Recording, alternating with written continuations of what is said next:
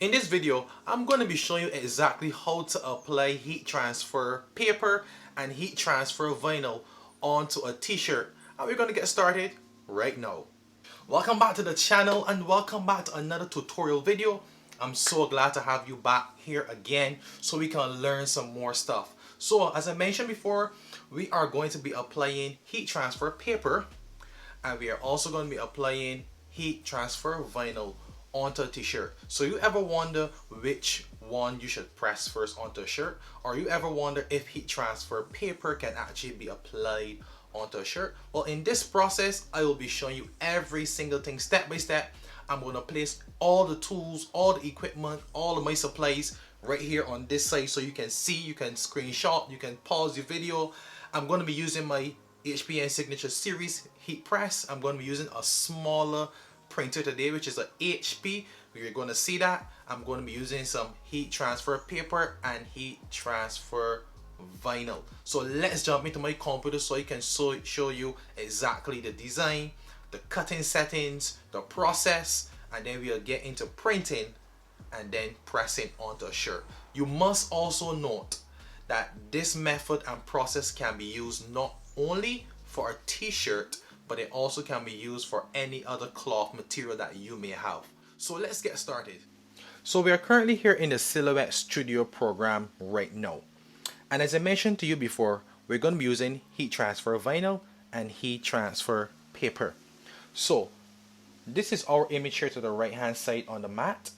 We have our cut file ready, and just to the left, this is the original image. Now I'm going to quickly show you how I got this image here on the right hand side out of this. What you want to do is to make sure you have enough space on in your area. Make it as big as possible. And I'm going to go over to our trace section, select trace, and I'm going to highlight the entire image. What I will have to do next now is to adjust the threshold, and I'm going to adjust the threshold, hoping that everything is covered in yellow. Once I'm satisfied, or once you are satisfied with your threshold, what you want to do in this situation is trace and detach. You're not going to just trace this section. The reason we're going to trace and detach is because part of our image is a multicolor, intricate kind of image and design, and part of it we can just use heat transfer vinyl. So let me just go over that again, and I'm going to break it down and help you understand much more. So before I do that, let me pull away that white background. And as I was mentioning before, part of our project is more intricate than the other part of it. So what I'm going to do is to pull away this section, and you would be able to see that this section here with a salad bar, the salad bowl, a bottle, and a tree trunk, you can see that this is one section. This is all together. This has been grouped all together. This other section here with the leaves, these are one section by itself. So I'm going to be using the green heat transfer vinyl to cut out the leaves, and I'm going to be using heat transfer paper, 3G jet opaque heat transfer paper to cut out this section of our project. Our next step now would be to go over to our section here on the right hand side, and we're going to do an offset. Okay, you want to do an offset. So I'm going to click on the star, and I'm going to click on my image or my design, and you're going to click on offset. Now with an offset, what this does is create a border around your design for you. Whether you be using it to cut heat transfer paper, whether you be doing it to cut heat transfer vinyl, or whether you just want to make a nice background behind your words or your project, offset is very, very important when you're doing these types of projects. So as you can see here, I have an offset, and the lines are in red, or what some persons will call a border. And I'm going to adjust the border or the offset, or as they have here, the distance. I'm going to adjust it down to 0.02. So 0.020. And I'm adjusting it to this point because these points work for me. It all depends on how intricate your project is. Some persons like to leave a little more border around it. Some persons like to just be on the line itself. It's totally up to you at this point. And to just give you a greater look, I'm going to change the background of that offset and I'm going to pull it away so you can actually see how it looks. So our Cameo is going to actually be cutting these lines on the outside here and not our actual project here. Okay, so what you want to do is to make sure after you do the offset to group your image or your design and the offset together. And because we have some leaves to also cut, I'm going to put those back in place together. And the reason I'm putting the leaves back in place is because I now have to resize the entire image to fit on the back and the front of a t-shirt. Okay, so we are now to the section where we get to this point on our cutting mat. So let's focus solely here now.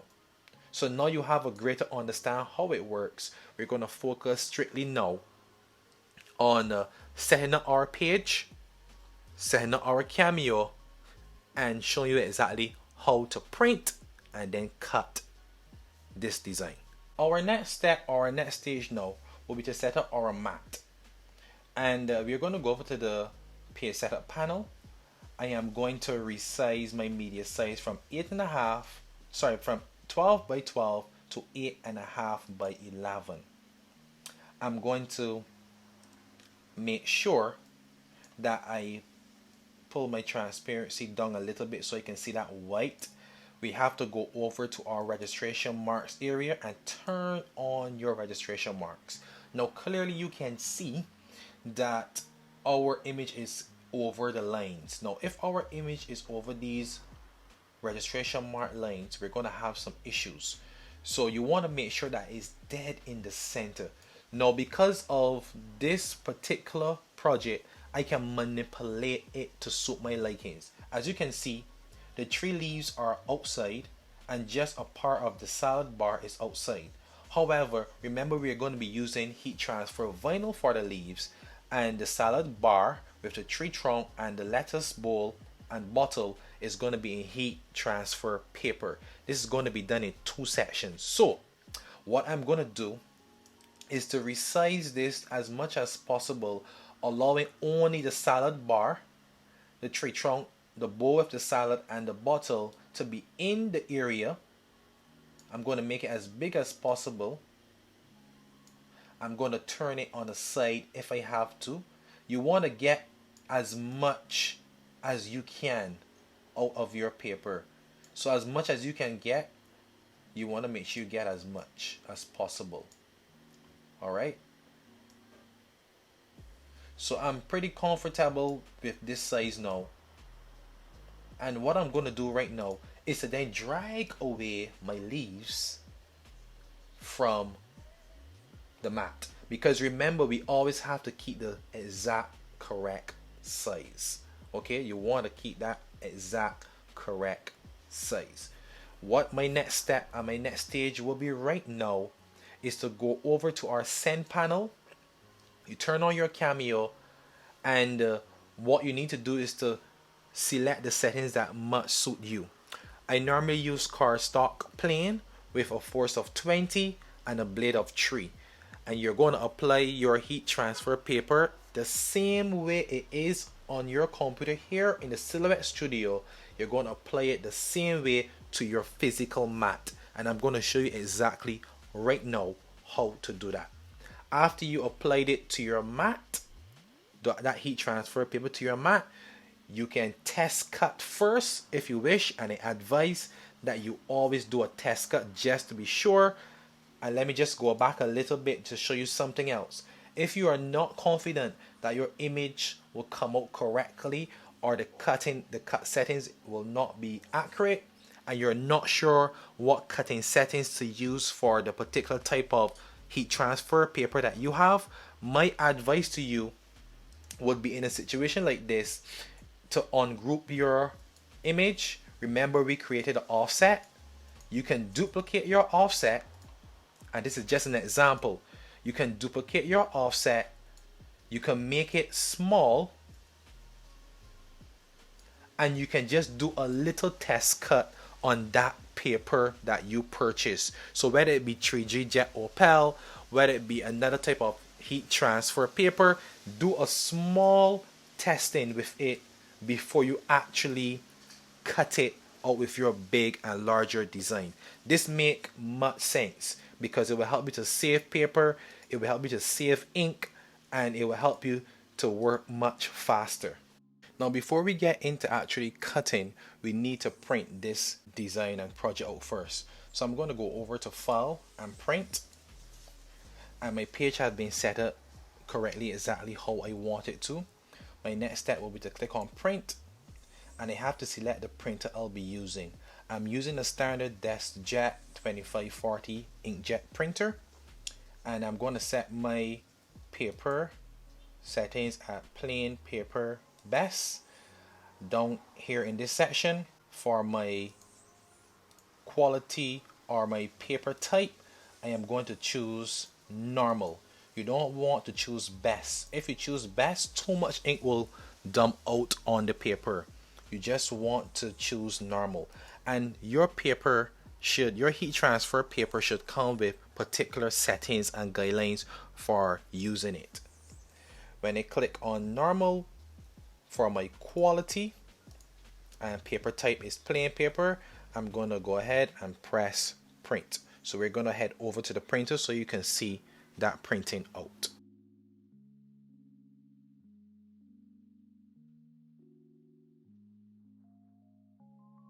Our next step now would be to apply our design or project to our cutting mat the same exact way how we did in the Silhouette Studio program.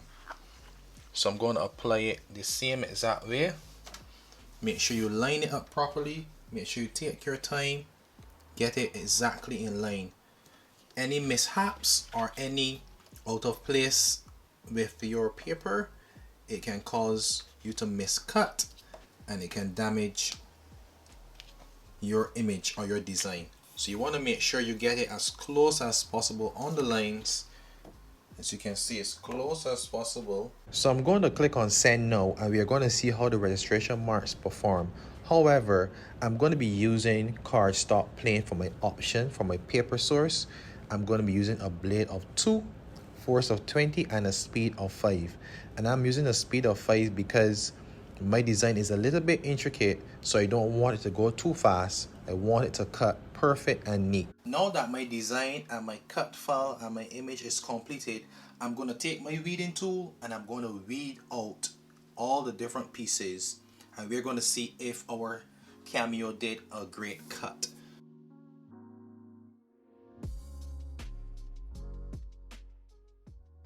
Our next step now is to apply our heat transfer vinyl. Remember, we are using the green as the leaves, so I'm going to apply that, and then I am going to feed it into my Cameo and send it to cut.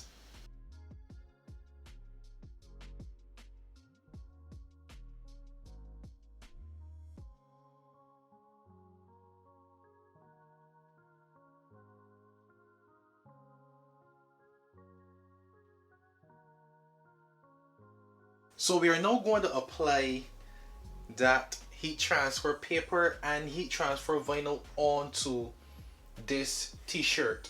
Now the first thing I'm going to do is I'm going to line up my shirt on the heat press, and I'm going to take my lint roll. I am going to roll off any fabrics or any pieces of cotton that may be lingering. And this is, we are starting with the back of the shirt. So we're going to do the logo to the back of the shirt first, and then we're going to do it to the left breast on the front of the shirt. So which one should you apply first? In this case, I am going to apply the heat transfer paper first. So as you can see, this here is our first piece of our design.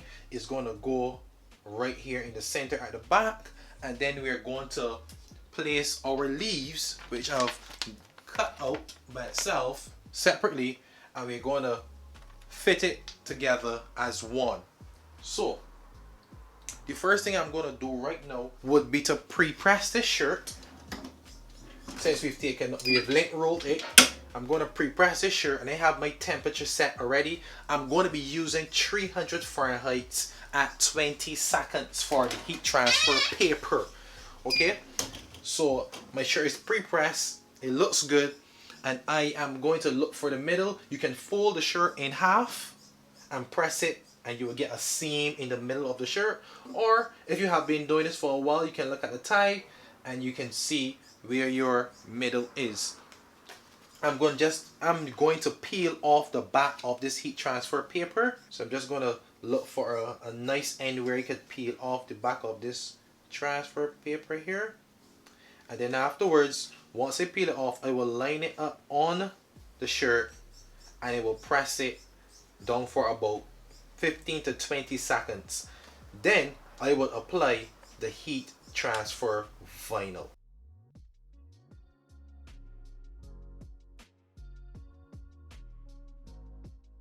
And what I'm going to do is just to bring the shirt up a little bit.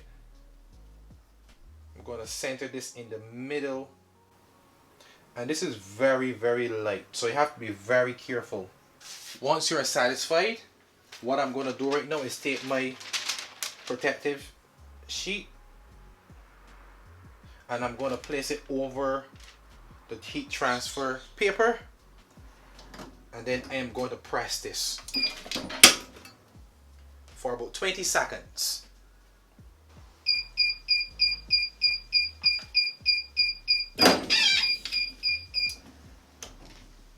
My next step now would be to just shake it off a little bit, let some of that heat cool out of the shirt. I'm going to gently peel the protective film from off the shirt.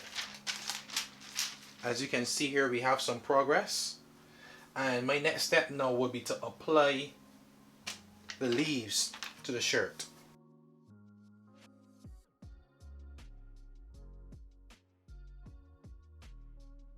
So now we are going to do the same process for the front of the shirt.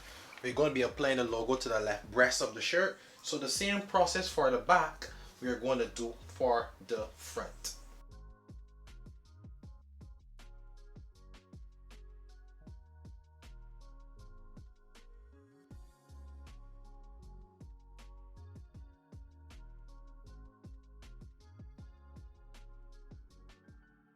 So we are back here now, and I just want to show you the final product. I want to thank you again for sticking with me right to the end. So as you can see here, I want to give you a good close-up shot.